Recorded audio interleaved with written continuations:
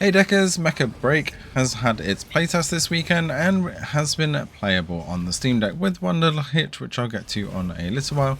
However, the game is just running better overall, as well as having more modes, and actually feels like a proper game now and something a little bit more fun than we saw in the previous playtests and betas.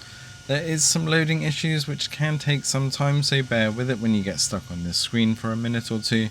It is loading and getting into matches can take a little bit of time, but once you're in, the gameplay is absolutely fantastic. The range of mechas that you can pilot really do change the way that you play, and as you can see, we're actually getting a pretty solid 30 frames per second.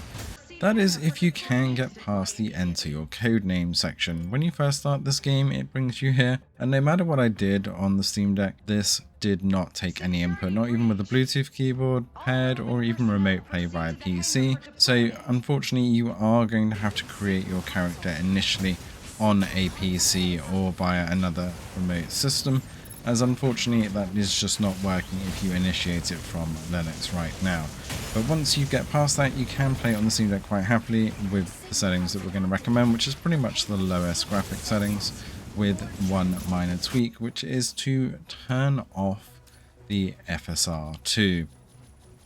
So all of this gameplay, it was actually without FSR, but if I turn FSR performance on, you'll see we actually randomly get slightly less frames per second, but also everything is really blurry, and all of the gameplay is got that pixelation effect around it as well. You can see with the shooting, the laser beams and bits and pieces all look a bit broken, and that FSR performance is got to be FSR 1 as it is so fuzzy. And one of the cool mechanics that they implemented is at the end of each match, any of your assists and kills get played back to you in this highlights, which you can actually export and share as well.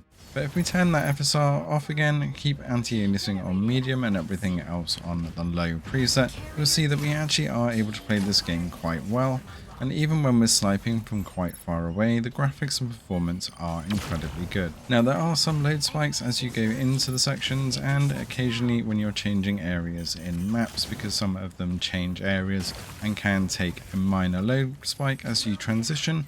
But other than that, it is more than playable on the deck, and I look forward to seeing when this game comes out and what other modes they also introduce. I've been having a great time with both the medium armor and also the sniper, and even the heavy armor takes a bit of getting used to, and they all have their place. Let us know in the comments below if you're going to be putting this one on your wish list or waiting until the next playtest.